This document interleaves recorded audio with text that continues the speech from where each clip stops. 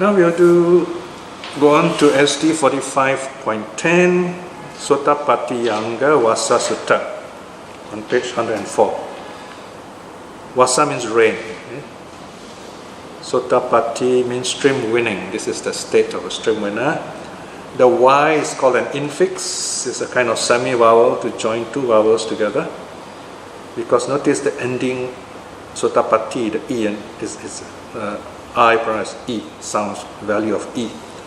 And then the Anga starts, initial vowel is A. Okay? They don't say A, but they say A. Okay? So E and A. It's a natural flow, see, because you say E, A, so you get a Y sound in the middle, so they had the Y infix there, so that when you say it flows. So this is called euphonic combination, Sandhi. So there you are, music of words. Sotapati Yanga Vasa Sutta. Vasa is rain. Vasa also means years. Years in the sense of measured by the number of rains retreat that a monk has kept. The rains discourse on the limbs of stream winning. Okay, originally the title is simply Vasa. Okay, there are a number of Vasa Sutta. So I put in the key idea in the prefix. This is from S55.38, Sangyutta chapter 55, Sutta number 58. If you want the traditional numbering, it's on the top line, the very top of the right hand page. The theme here is the true faith of the saints. Alright, so here we're talking about the stream winner. Let's look at the Sutta, page 105. The rain discourse on the limbs of stream winning. So this is about limbs of stream winning. In other words, what are the qualities of a stream winner? Okay, so let's look at this Sutta. You have Pali, English, okay, kind of. Yes? Yeah, sure. Is it 2T or 1T? Sota is 1 T, Pati is 2 T's. Oh, I thought it looked like T. No, it's T, double T. Yes. Okay, my writing also is polysemic. Huh? Okay. She's learning Pali now. Okay. The Pali is very good too. Okay, the race is crossed on the limbs of stream winning. S55.38. You have a mountain parable, and then you have the teaching. All right, the Pali is given top, and then look at the lower number 2. My eyesight is not so good, so I've kind of to strain my eyes a bit to read.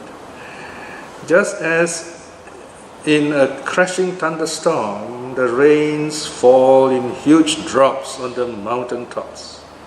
The waters flowing down along the slopes fill the mountain clefts, gullies, and streams.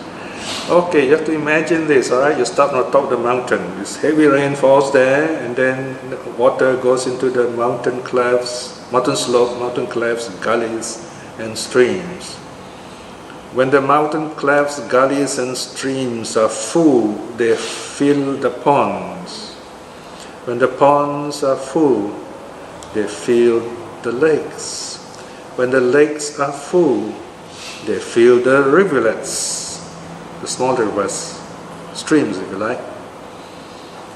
When the rivulets are full, they fill the river.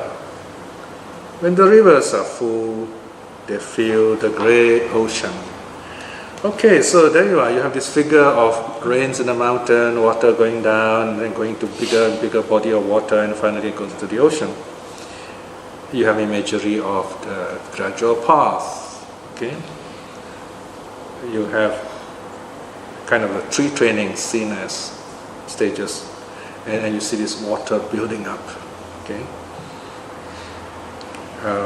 And there's also this idea of a natural flow of things from higher level to lower level.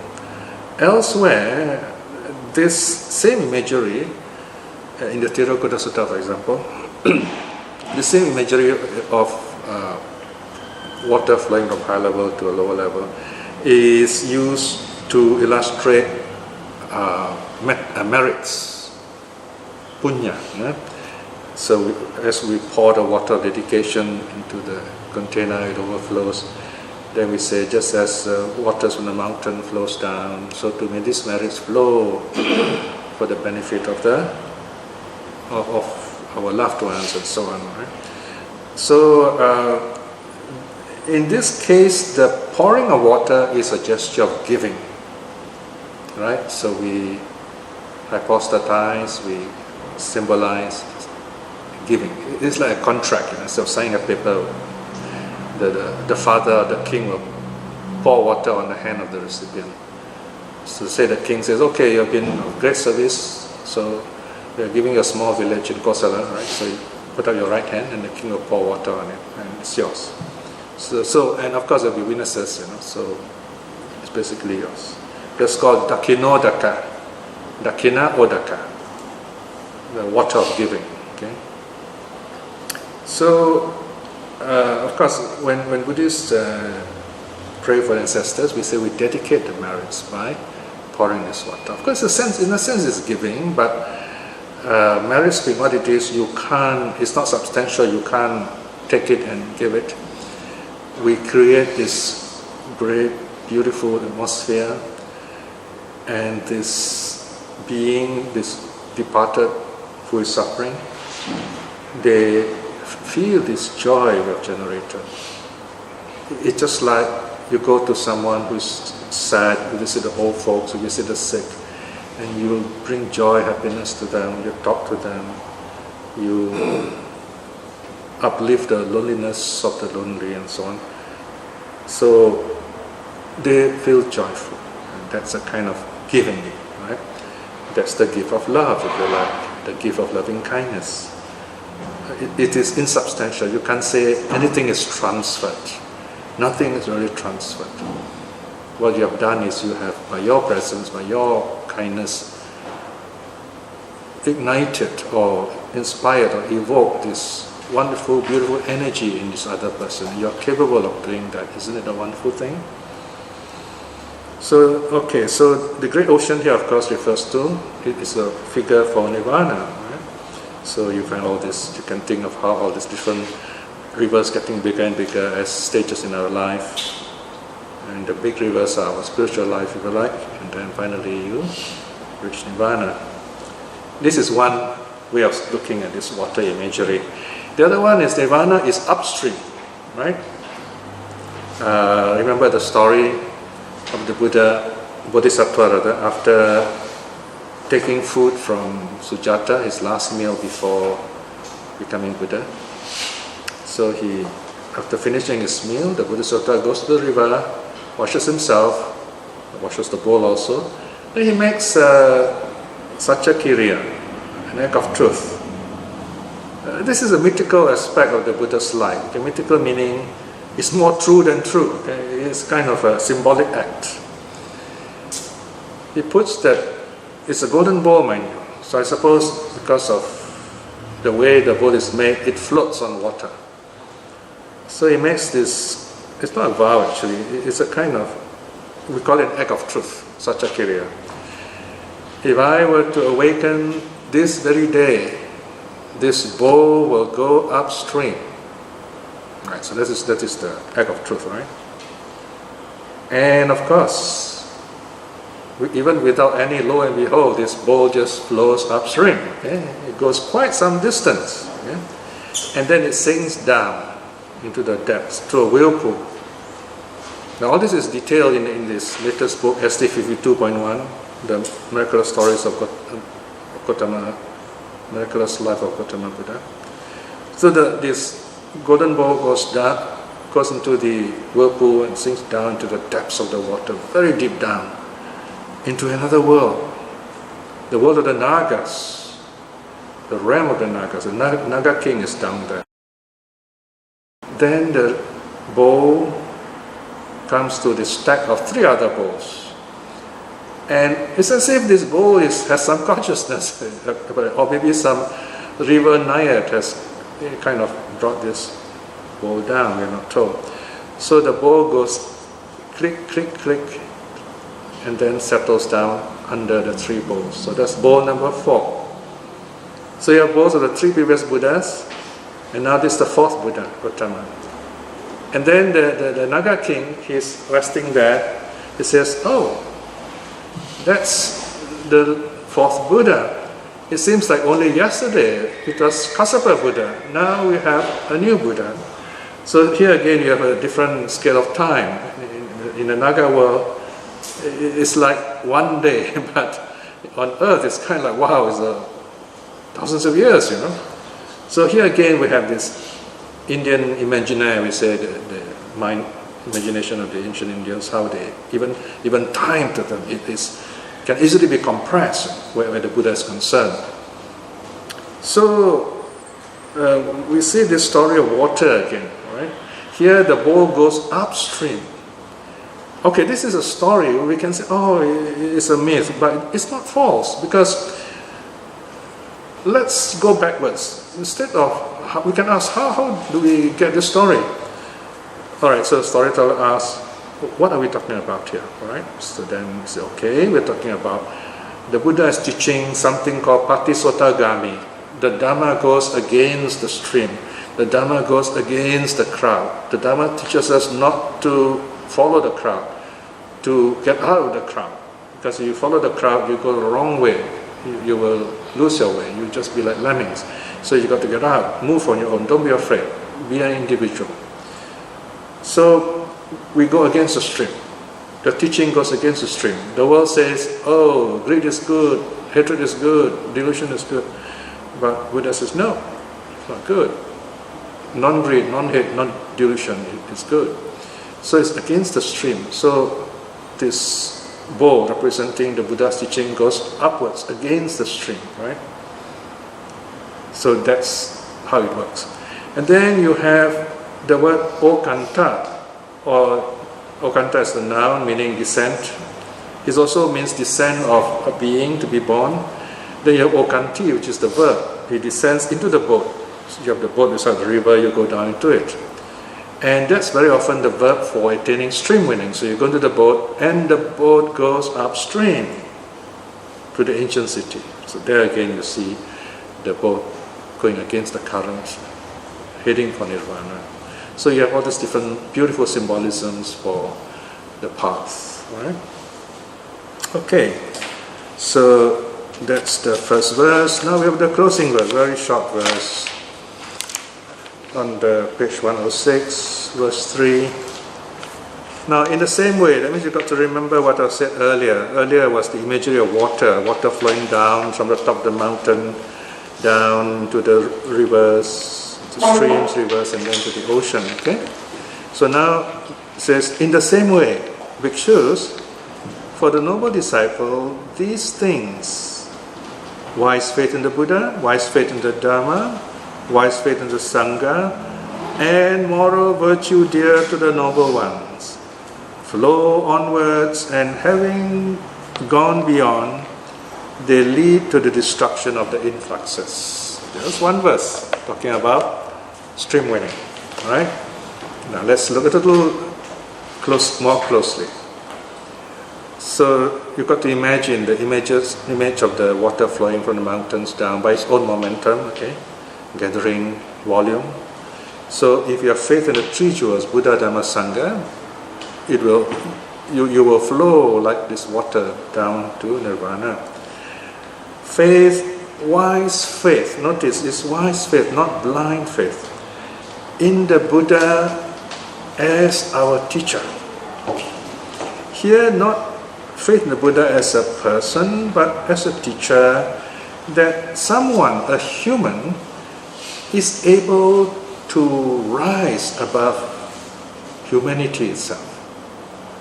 Now, first of all, the Buddha is able to rise above animality or bestiality, the lower realms, if you like, to be human. And from being human, the Buddha is able to attain divinity through the Brahma Viharas, through loving kindness and so on, and even beyond divinity. Okay? So that's why the Buddha is very special in that sense. And we have faith that it is possible for a human being to go even beyond the divine, even beyond what other religions consider the highest. There's something outside. Okay. Number two, we have wise faith in the Dharma. The Dharma is the Buddha's teaching. You can say it's the path, if you like, the method. So if you have wise faith in the Buddha, you also will say, yeah, I would like to follow his way to attain what he has attained. That's possible.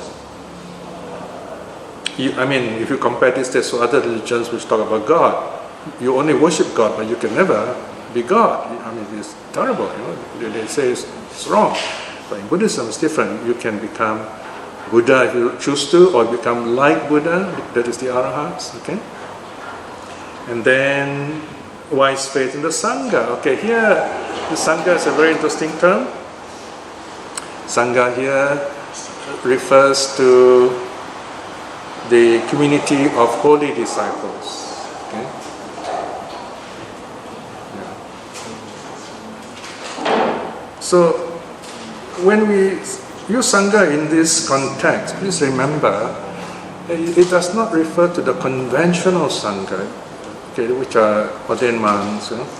And then you have the spiritual Sangha, if you like. The spiritual Sangha are the four kinds of saints, Trimanas, and so on.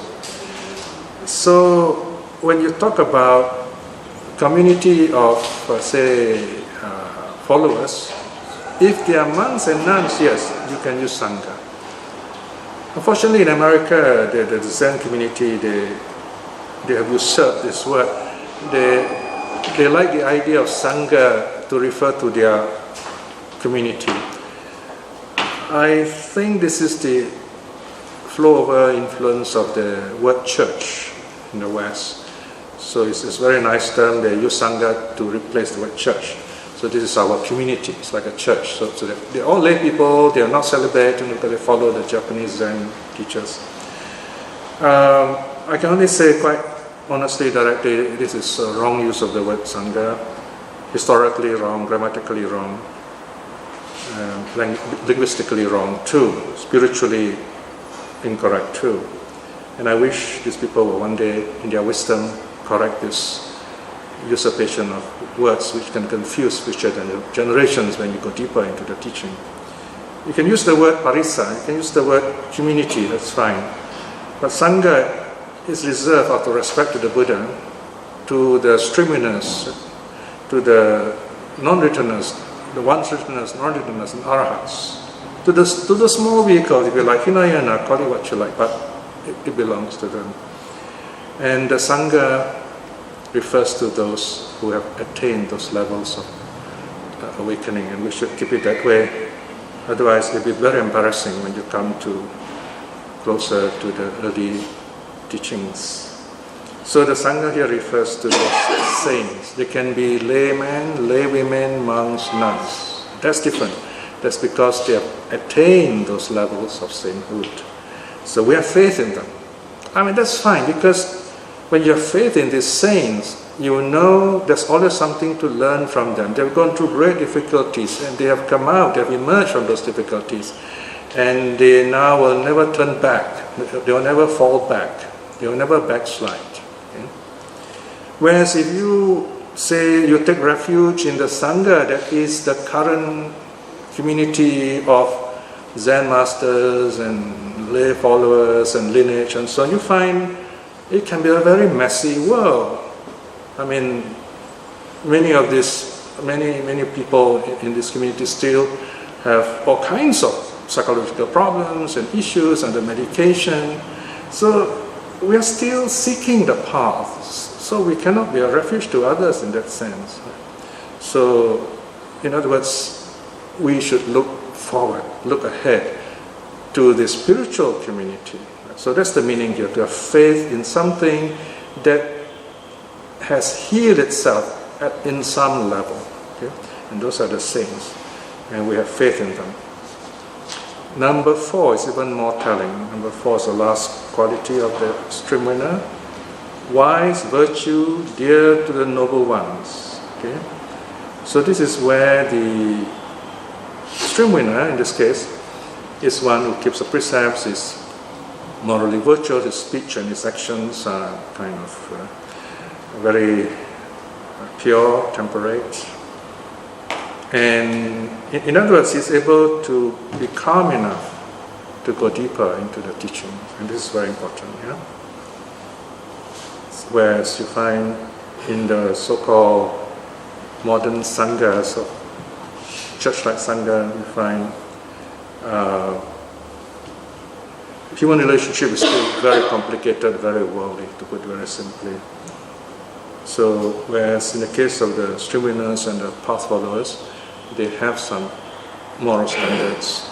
They struggle to, or they don't have to struggle. In fact, they naturally are able to keep themselves pure and happy. Basically, we're talking about stream winners upwards here. Okay? And of course, there are those of us who aspire to stream winning. Okay? We're not stream winners, so we don't pretend to be stream winners. But we know that we are still not strong, but we want to be strong. And we know what strength is. Knowing what strength is not having it, but at least you know what it is, and you work towards it. So that's the aspiration towards stream winning. Okay? So finally, the last line says, so all this they flow onwards, and having gone beyond, they lead to the destruction of the influxes. In other words, stream winning leads to arahanthood and full awakening. So there you are. This sutta ends here. It talks about the flow of water from the mountaintop down to the hills, down to the lowlands, into the sea. So our practice also is like that, gradual building up until we attain at least stream winning in this life itself. Right, so that's the end of the sutta. The timing is just nice. Any questions or feedback? Here, if you look at note 13 on page 106, Yes. it says moral virtue,